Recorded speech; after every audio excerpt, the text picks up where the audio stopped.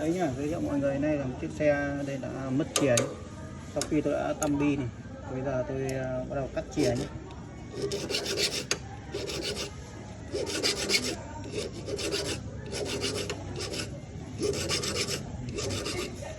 Đây là đã tăm bi rồi. Bây giờ thì mình cắt chìa. Xe này là xe 8 bi nhé.